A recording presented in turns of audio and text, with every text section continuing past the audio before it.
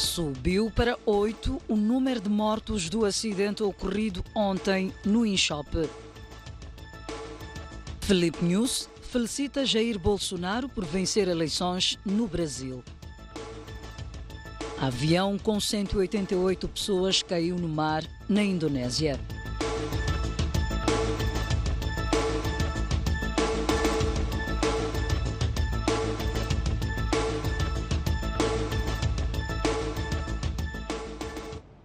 Boa noite. Subiu para 8 o número de vítimas mortais em consequência do acidente de viação ocorrido este domingo no distrito de Inchop. Os respectivos funerais foram realizados na tarde desta segunda-feira. A informação da subida de número de óbitos de 7 para 8 foi dada a conhecer pela diretora de Saúde, Mulher e Ação Social de Gondola, a qual informou que a nona vítima continua internada no Hospital Provincial de Chimoio. 7 perderam a vida no local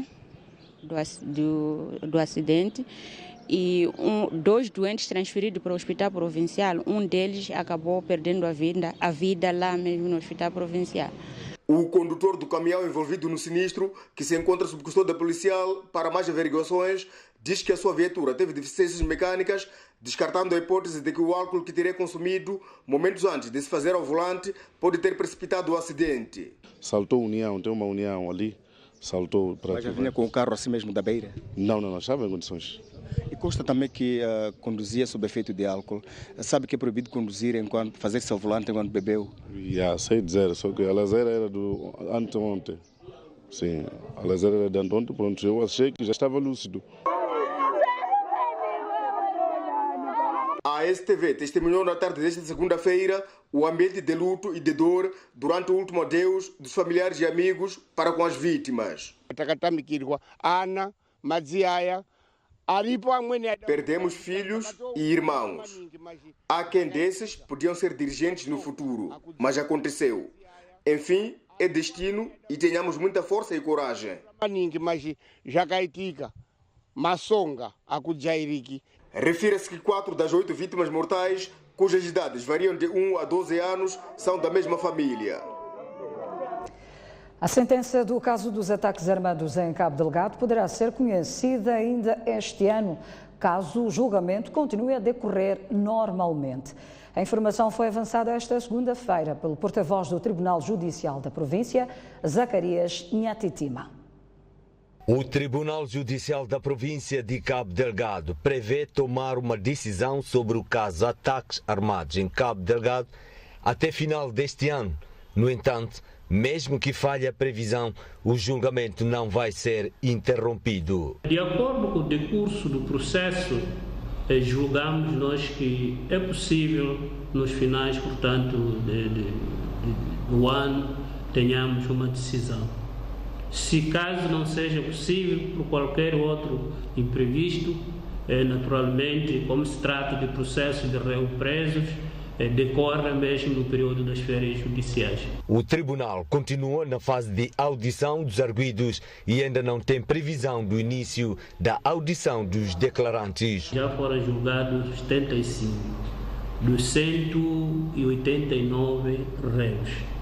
Significa que seria muito difícil, neste momento, termos que prever a data ou o dia em que podemos começar a ouvir os declarantes. Os 75 réus, 9 dos quais cidadãos estrangeiros, ouvidos nas 12 sessões de audição, negaram o seu envolvimento nos ataques armados em Cabo Delgado. O Serviço Nacional de Investigação Criminal recuperou na semana passada 24 viaturas numa operação que resultou na detenção de 15 indivíduos indiciados de fazer parte de grupos criminosos. Foi numa operação designada Dubas 1 que o Serviço Nacional de Investigação Criminal, SERNIC, deteve na semana finda 15 indivíduos suspeitos de roubo de viaturas na cidade e província de Maputo. Com o desmantelamento destas esquadrilhas, foi possível recuperar um total de 24 viaturas que haviam sido roubadas e outras foram usadas como instrumentos do crime. Na mesma ocasião, foram também apreendidos diversos documentos de viaturas forjados. Ainda na mesma semana, o SERNIC desmantelou uma quadrilha que se dedicava ao tráfico de drogas, na qual fazia parte um cidadão de nacionalidade paquistanesa, que a polícia aponta como sendo o mandante do crime e o mais procurado ao nível da região austral de África. Foram detidos 4 cidadãos estrangeiros, sendo 2 tanzanianos, 1 queniano e 1 paquistanês. De referir que o cidadão paquistanês, de nome Tanvier Ahmed Allah Rakesh Javed, nos meandros do crime, mais conhecido por Galbi, é o mandante deste grupo, é um barão da droga que atua em toda a zona austral de África. Alguns indiciados confessam seu envolvimento no crime, como é o caso deste agente da PRM há 12 anos, e outros dizem-se inocentes. Eu sou membro da PRM. Membro da PRM? Sim. Afeto aonde? No comando da UPAI, na província de Maputo. O que te fez enveredar por esse caminho de crime sendo da PRM? Não posso dizer. E a arma que usava é da PRM? Sim, é de serviço. Agora disseram que eu conheço um vendedor de um automóvel roubado, mas quero pedir ajuda a todos que puderem ajudar.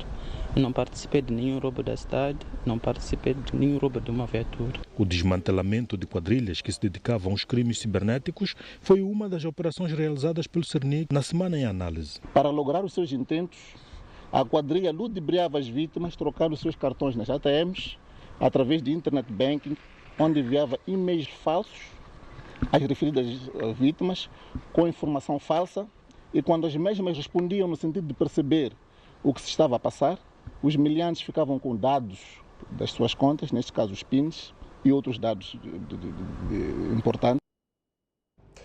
Por outro lado, tentativa de roubo de mais de 4.500 litros de combustível resulta na detenção de 6 indivíduos, incluindo um guarda na província de Maputo.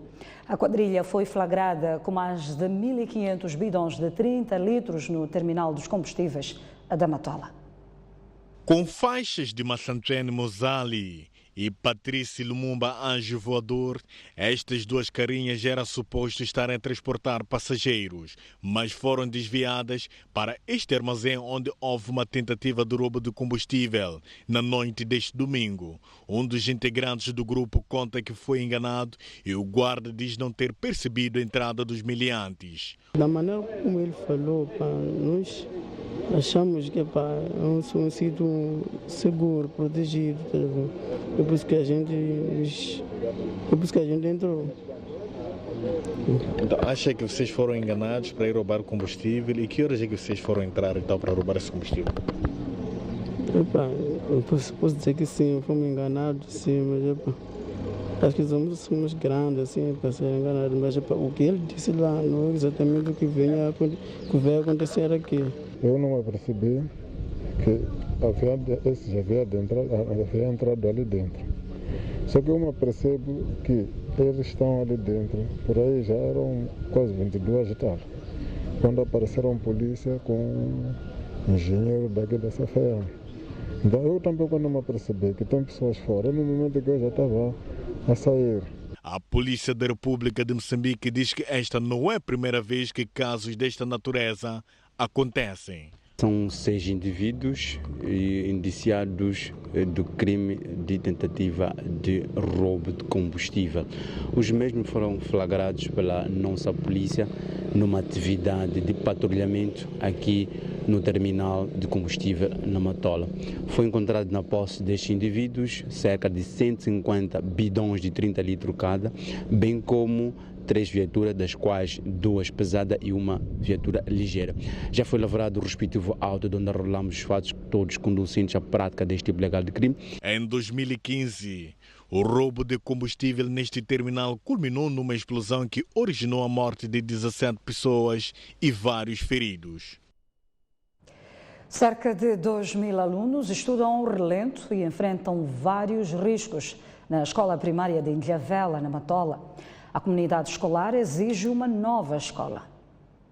Queremos salas! Queremos salas! Queremos salas! Queremos salas! É o grito das crianças que estudam na escola primária de Ilhavela, na Matola. Um grito de socorro de quem devia se preocupar apenas em aprender, mas o estado em que a escola se encontra o obriga a cuidar da sua integridade física. Temos medo. estava caindo na nossa casa, na nossa cima, nos portais. Longe de serem um lugar acolhedor, estas salas de aula transformaram-se num perigo para os alunos e professores, situação que perturba o processo de ensino e aprendizagem. Passamos mal porque as chapas levantam para cima e nós temos medo. E quando estudamos não entendemos bem a matéria. Nos sentimos como um desafio, que sendo um desafio procuramos sempre estratégias de superação dia após dia no nosso trabalho.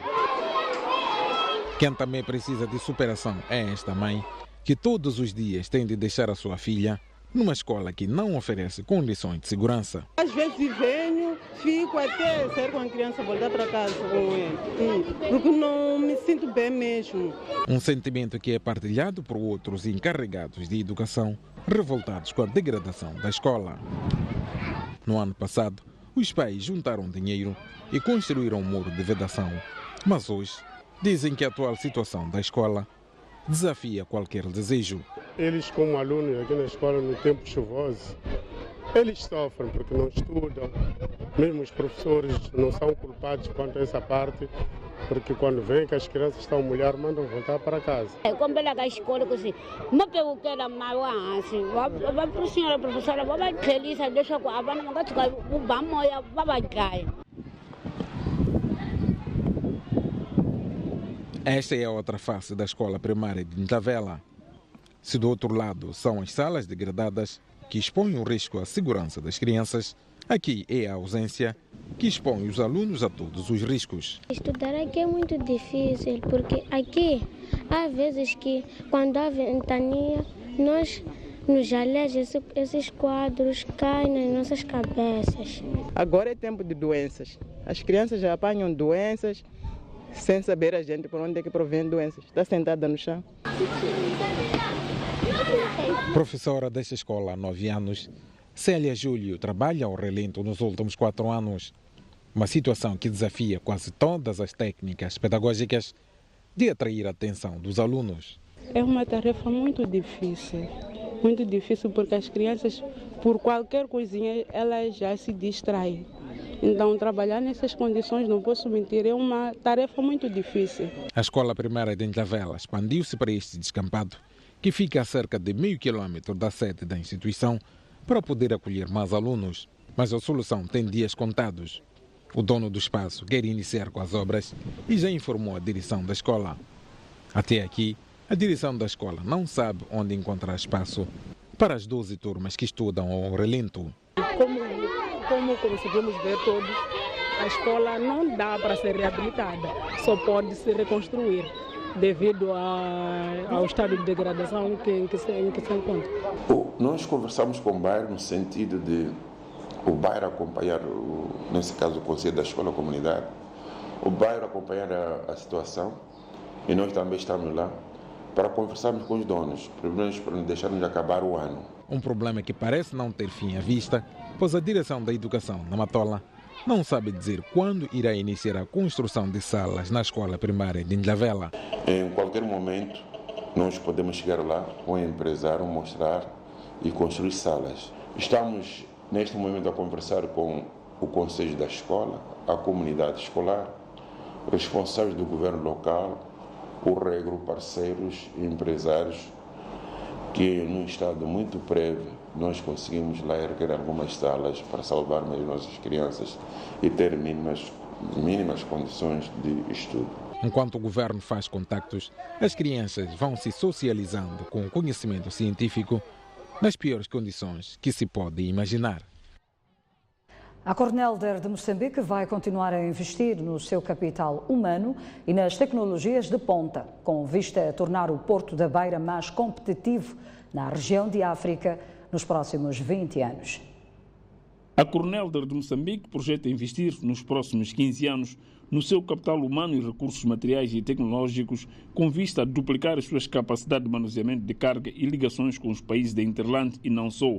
A Cornelder pretende, com esta iniciativa, contribuir no crescimento sustentável da economia moçambicana e da região austral de África. Por exemplo, o nosso terminal de contentores, que hoje consegue manusear cerca de 300 mil contentores por ano, vamos poder aumentar para 700 mil TEUs por ano. O nosso terminal de carga geral, também que vai se beneficiar de muitos investimentos, vai conseguir aumentar a sua capacidade para 4,5 milhões de toneladas por ano. Com os aumentos previstos, a nossa empresa vai continuar a crescer e esperamos, em não é muito tempo, ter mais do que 1.000 trabalhadores. O administrador delegado da Cornel de Moçambique, que falava num jantar de confraternização organizado para celebrar os 20 anos desta empresa, que contou com a presença dos seus parceiros nacionais e estrangeiros, indicou que os investimentos feitos pelo governo no setor de estrada e ferroviário estão a contribuir grandemente para o aumento de volumes de cargas manuseadas no Porto da Beira. Temos que reconhecer também o esforço a ser feito pelo governo de Moçambique, porque, como já disse, um porto não é uma ilha. Nós podemos fazer tudo aqui no porto, mas se não temos conexões viáveis, o porto não pode crescer.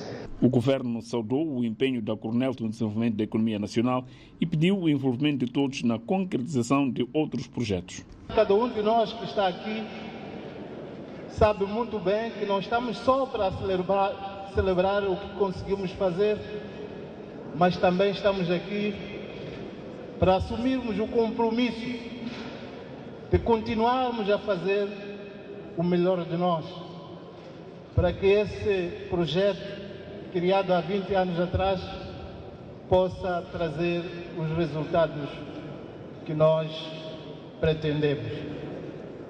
Portanto, quero convidar a todos os presentes. A Frelimo iniciou hoje, nos 5 municípios de Sofala, a análise sobre as eleições autárquicas, visando desenhar ações para as próximas eleições gerais.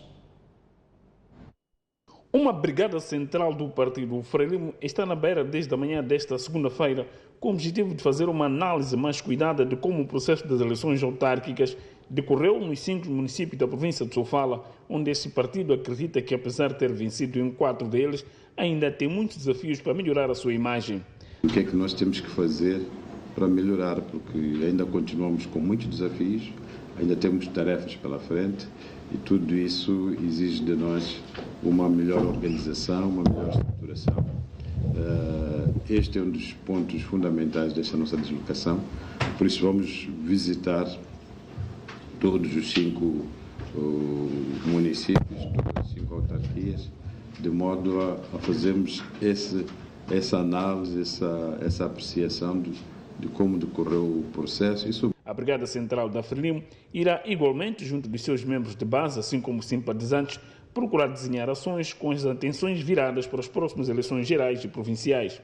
Fazermos uma análise, digamos, mais cuidada, mais criteriosa de como é que o processo decorreu e o que é que nós podemos fazer para continuarmos a merecer a confiança da população de Sofala, particularmente dos munícipes nestas 5 autarquias. Air Salim terminou saudando o trabalho da comunicação social durante as últimas eleições autárquicas em Sofala. Eu acho que fizeram um trabalho muito bom, passaram com muita objetividade, com muita clareza e até com perícia, competência, aquilo que foi acontecendo aqui na província de Sofala ao longo quer da campanha, como também das eleições. Estão de parabéns. Queremos continuar. O Movimento Democrático de Moçambique negou hoje na Beira a existência de acordos autárquicos ou partidários com outras formações políticas, com vista a viabilizar procedimentos administrativos em algumas cidades. O Movimento Democrático de Moçambique convocou a imprensa para refutar informações alegadamente postas a circular nas redes sociais, dando conta que este partido assinou um acordo com a Frelimo para facilitar a governação na autarquia de Matola. Queremos dizer aqui, oficialmente, que o Movimento Democrático de Moçambique não tem nenhum acordo com nenhum partido político para viabilizar qualquer situação em nenhuma autarquia neste momento. São pessoas de má fé que estão a produzir essas informações. O MDM acrescentou que um eventual acordo com a Frelimo ou um outro partido, o mesmo seria debatido pelos órgãos do partido. A ter que haver qualquer situação de encontro para viabilizar qualquer coisa, passará necessariamente pela reunião dos órgãos do próprio Movimento Democrático de Moçambique para decidir qualquer situação que tenha a ver com a vida do MDM que tem a ver com a vida dos moçambicanos. Na mesma conferência de imprensa, o Movimento Democrático de Moçambique pediu a Renamo para deixar de contactar os seus membros de forma singular, com o objetivo de coagi-los a apoiarem as agendas da Renamo em diversas autarquias. Esse é um partido político. A ter que haver alguma intenção por parte da Renamo, deverá contactar os órgãos do Movimento Democrático de Moçambique, cujos esses que estarão em condições de dar passos, quer com a Renamo, quer com qualquer outro partido político. O Conselho Municipal da Beira desvalorizou hoje as acusações da Renamo, segundo as quais os membros da Perdiz que fizeram campanha eleitoral em prol deste partido estão a ser despedidos e movimentados de forma estranha no município. No passado sábado, a Renamo denunciou uma suposta movimentação anormal de funcionários do Conselho Municipal da Beira que são membros da Renamo para outros setores. Para a Renamo, tais movimentações e entrega de cartas de pré-aviso para a rescisão de contratos têm motivações políticas, uma vez que os membros em referência apoiaram a última campanha eleitoral deste partido na Beira. Vamos recordar. Surpreendentemente, estamos a encontrar esses colegas, alguns já foram cortados do seu direito de combustível, alguns já têm pré-aviso e alguns foram mudados de setor porque eles puderam apoiar a Renamo. Em resposta, nesta segunda-feira, o Conselho Municipal da Beira, através do seu vereador institucional, minimizou as reclamações da Renamo e afirmou que os 7 nomes apontados por este partido fazem parte de um processo administrativo normal que a Perdiz quer tirar aproveitamento político. Esses 7 todos não tiveram esse tratamento no período pós-eleitoral. Estamos juntos.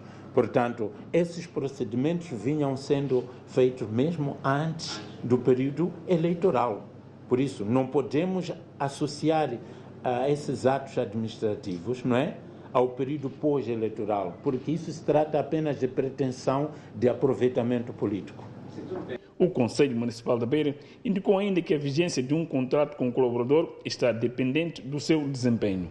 Eu sublinho que todo indivíduo que não tem um bom desempenho, não é, e não corresponde às expectativas institucionais, este indivíduo ou está sujeito à movimentação ou está sujeito à rescisão do contrato, porque nós não podemos acomodar ociosos ou peças inativas.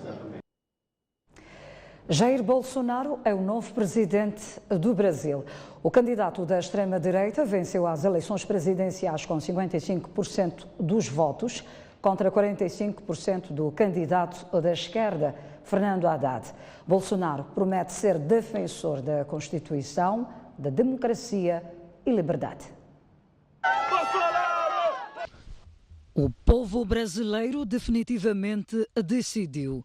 Jair Bolsonaro é o 38º presidente do Brasil, sucedendo a Michel Temer. O candidato do Partido Social Liberal venceu as eleições com 55,1% contra 44,9% de Fernando Haddad, candidato do Partido dos Trabalhadores. Os resultados foram divulgados pelo Tribunal Superior Eleitoral no mesmo dia em que decorreram as presidenciais. Pouco depois, Bolsonaro foi ao público reiterar o seu compromisso com a Constituição e democracia no Brasil. Este é um país de todos nós, brasileiros natos ou de coração. Um Brasil de diversas opiniões, cores e orientações. Como defensor da liberdade, vou guiar um governo que defenda e proteja os direitos do cidadão, que cumpre seus deveres e respeita as leis. Elas são para todos, porque assim será o nosso governo, constitucional e democrático. Em contrapartida, milhares de apoiantes da esquerda não esconderam a tristeza nos olhos. Mas, mesmo assim, Haddad encorajou-os para continuarem a luta e defesa da democracia nos próximos 4 anos. Temos uma tarefa enorme no país, que é, em nome da democracia, defender o pensamento, defender as liberdades desses 45 milhões de brasileiros que nos acompanharam até aqui. Bolsonaro não só conquistou a maioria no Brasil, bem como no exterior, como é o caso de Maputo e Lisboa. Eu acredito sim que ele vai vir para melhorar o país na questão da insegurança. E em relação à mulher, eu não vejo que ele... Eu sou uma profissional e não vejo que o Bolsonaro vá lá para querer diminuir a mulher, ou o negro, ou o gay. Não acredito nisso. Alguns líderes mundiais já felicitaram Bolsonaro, de 63 anos, como é o caso do presidente norte-americano Donald Trump, que se mostrou aberto para várias cooperações com o Brasil. O presidente venezuelano também saudou a vitória do candidato do Partido Social Liberal, esperando maior abertura das relações diplomáticas. Nascido a 21 de março de 1955, Jair Bolsonaro está há 28 anos a exercer a política, tendo sido defensor da ditadura e golpe militar nos anos 90. Durante a campanha eleitoral, prometeu ao povo brasileiro acabar com a violência, mobilizando mais soldados nas principais cidades do Brasil. Bolsonaro também defende o porte de armas pelos cidadãos e nutre maior admiração por Donald Trump. Embora acusado de proferir discursos homofóbicos e racistas, o Bolsonaro promete um Brasil próspero e livre de recessão e corrupção que marcaram a governação do Partido dos Trabalhadores de Lula da Silva, quem está atualmente a cumprir uma pena de 12 anos e 1 mês de prisão. E o Presidente da República, Filipe Nyusi, endereçou uma mensagem de felicitação ao Presidente eleito do Brasil, Jair Bolsonaro. A mensagem do chefe de Estado diz, e passamos a citar: a vossa eleição é um forte testemunho da confiança que o povo brasileiro, neste caso, deposita na visão e habilidades para liderar o Brasil, numa altura em que enfrenta enormes desafios a nível nacional, regional e internacional.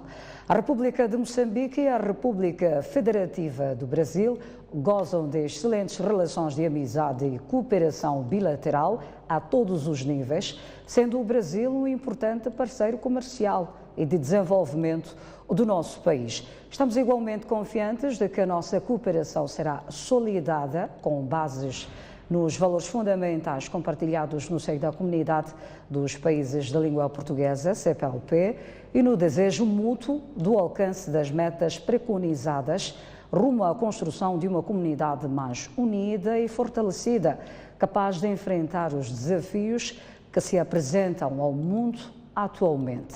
Fim da citação. E com esta notícia, nós saímos para uma curta pausa. Voltaremos com mais informação. Até já. Seguimos com as notícias. A província da Zambésia recebeu 3 novos autocarros que foram distribuídos a 3 concorrentes que venceram um concurso. Dentre os concorrentes destaca-se o cabeça de lista da Frelimo, no município de Alto Moloque. O concurso para a atribuição dos novos autocarros aos respectivos concorrentes levou os jornalistas a questionarem ao governador da Zambésia sobre a questão da transparência ao se atribuir um dos autocarros ao cabeça de lista de Alto Moloque, pese embora o facto deste ter concorrido antes de ser indicado pelo partido àquela posição. O atual vencedor do distrito de Alto Moloque, quando concorreu, ainda eventualmente não era, portanto, cabeça de lista do Partido Frelimo, mas é um agente econômico e como agente econômico tem todo o direito de concorrer e concorreu nessa perspectiva. Houve transparência? Acredito que sim, porque foi isso que me informaram. Tenho certeza, porque eu confio nos meus diretores, né? Não houve nenhum barulho no apuramento dos concorrentes. Eles concorreram, houve uma transparência e são eles que ganharam o concurso. O cabeça de lista da Frelimo diz que o processo foi transparente. Acompanhei pela rádio o concurso, concorri. Infelizmente, em Alto Moloque fui o único concorrente. Mas até nessa altura que eu estava concorrente, nem sabia que também seria cabeça de lista de um partido e podia concorrer às eleições. Não, dizer que autocarro é pela primeira vez, é aquilo que eu digo. Semicoletivo ainda tenho 2, estão a fazer transporte. Então, dizer que com esse esforço do governo de apostar o setor privado, eu penso que é uma boa ideia. Refira-se que mais outros 7 autocarros ainda estão por chegar nesta província. Mais de 80% dos moçambicanos que vivem na extrema pobreza estão excluídos do sistema de proteção social. O diretor nacional da Assistência Social diz que o Estado está sem capacidade financeira para alargar a cobertura deste serviço básico. Apenas 18% dos moçambicanos em situação de vulnerabilidade está a receber ajuda do Estado. Estima-se que 82% encontra-se excluída do sistema. Justificações para esta baixa cobertura não faltaram para a Direção Nacional da Assistência Social, na voz do respectivo diretor, Moisés Comiche. Tem tudo a ver com a capacidade que o Estado tem de financiar, portanto, a proteção social. Se formos avaliar os números, nós já estivemos muito abaixo disso. E é um esforço de, anualmente, portanto, ir-se alargando a cobertura. Há um esforço de, sempre que possível, ir-se fazendo o ajustamento, portanto, dos benefícios que são transferidos, portanto, para os agregados em situação de pobreza e vulnerabilidade. Este idoso, residente em Xangara, província de Tete, conta que no passado percorria todos os meses mais de 12 quilómetros para receber 210 meticais, mas hoje a distância reduziu bastante.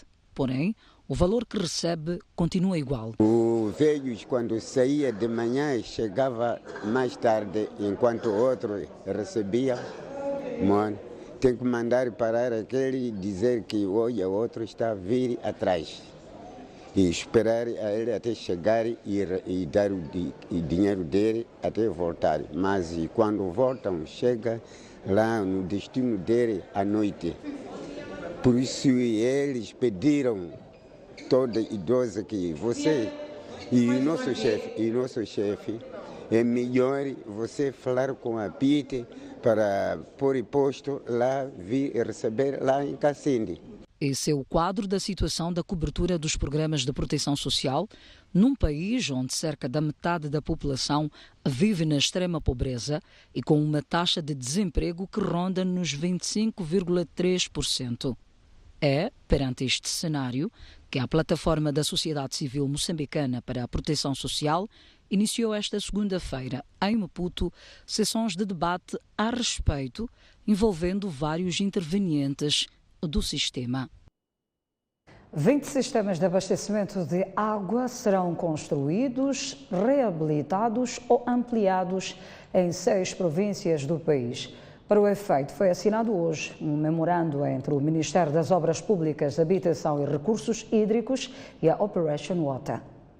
Segundo o memorando de entendimento assinado pela diretora executiva da Administração de Infraestruturas de Água e Saneamento no Ministério das Obras Públicas, Habitação e Recursos Hídricos, Ruth Nhamucho, e pelo presidente e fundador da Operation Water, Ryan Phillips, esta organização não governamental irá financiar em pouco mais de 50 milhões de dólares, numa parceria público-privada, a reabilitação de 20 sistemas de abastecimento de água nas províncias de Niassa, Cabo Delgado, Zambésia, Sofala, Inhambane e Gaza. O vice-ministro das Obras Públicas foi quem dirigiu a cerimônia. O governo tem encorajado as suas instituições à procura de fontes alternativas de financiamento para além do orçamento do Estado que possam contribuir para acelerar o desenvolvimento socioeconômico do país, e uma das formas tem sido o desenvolvimento do setor privado, como o que estamos a assistir neste momento. Por seu turno, o presidente da Operation Water disse que o objetivo da sua organização é garantir que a água potável esteja disponível a cada vez mais pessoas e ao preço que elas possam pagar. Concluído o projeto, estima-se que poderá beneficiar cerca de 500 mil pessoas. Importa referir que, para garantir o acesso à água potável a todos os moçambicanos, o país precisa de 1,3 mil milhões de dólares americanos.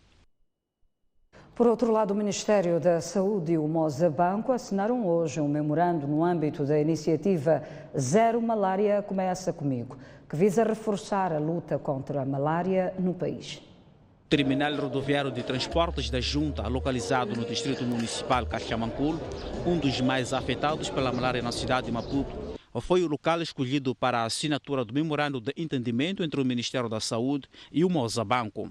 Trata-se de uma parceria que tem como objetivo reforçar a luta contra a doença, que continua sendo um dos problemas de saúde pública que mais mata em Moçambique. A assinatura do memorando foi testemunhada pela ministra da Saúde, Nazira Abdullah, que fez saber que a parceria vai reforçar a necessidade das pessoas aderirem a medidas de prevenção individual e coletiva da malária.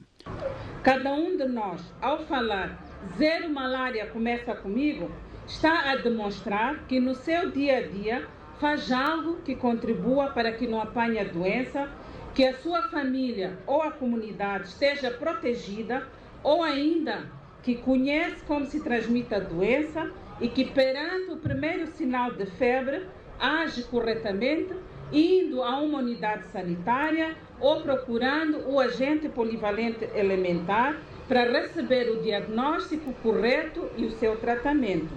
Já o presidente do Conselho de Administração do Mozabanco disse que não se trata somente de uma responsabilidade social, mas também um contributo para solucionar um problema que afeta a todos. Como Mozabanco, estamos já a dar o nosso contributo, assumindo que efetivamente Zero Malária também começa connosco. A campanha Zero Malária Começa Comigo foi lançada oficialmente em junho deste ano pelo Presidente da República no primeiro Fórum sobre a Doença. A sensibilização também será feita através de autocarros de transporte público em todas as cidades do O Ministério da Justiça defende que é preciso fazer alterações ao Código do Processo Penal para resolver o problema da sobrelotação das cadeias. Manuel Malunga falava no lançamento da Semana da Legalidade que arrancou hoje em todo o país. As cadeias nacionais registram uma sobrelotação de 222,1%, indicam os dados mais recentes da Procuradoria-Geral da República.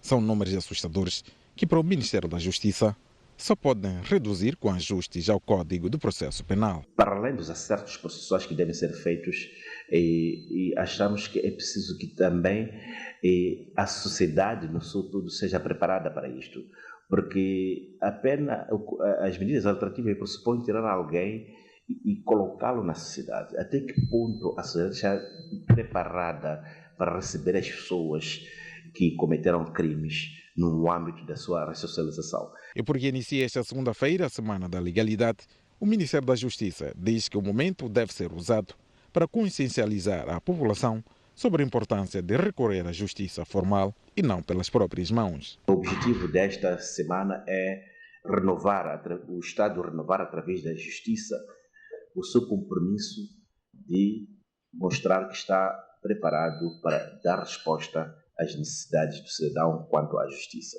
A Semana da Legalidade foi introduzida pelo primeiro presidente de Moçambique, Samora Machel.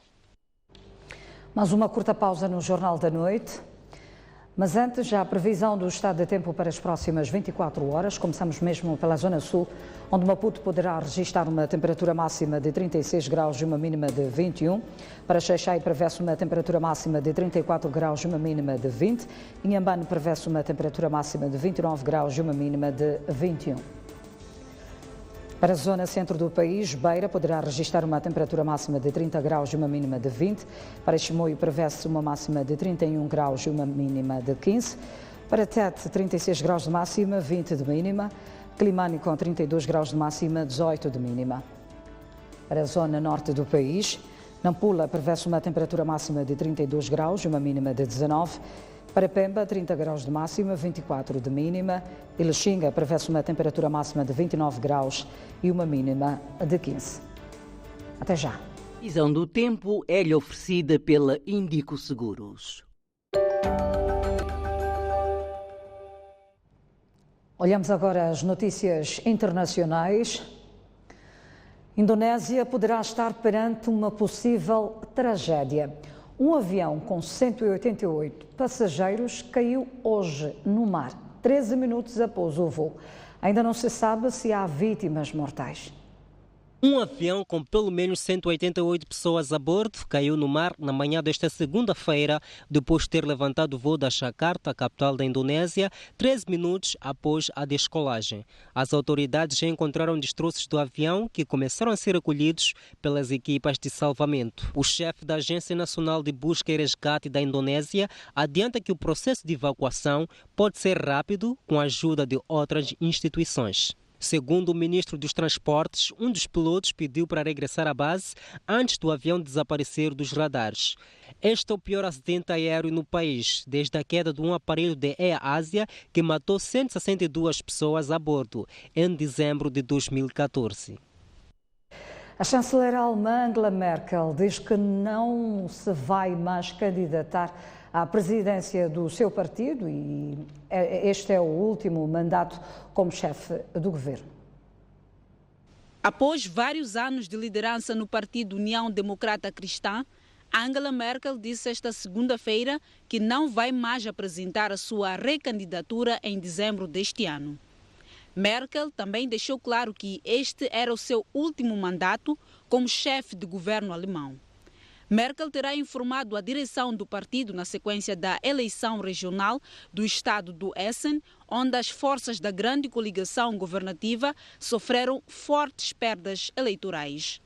Antes, Angela Merkel tinha manifestado a intenção de lutar de novo no Congresso de dezembro pela presidência da União Democrata Cristã, que dirige há 18 anos, o que desagradava aos setores mais conservadores.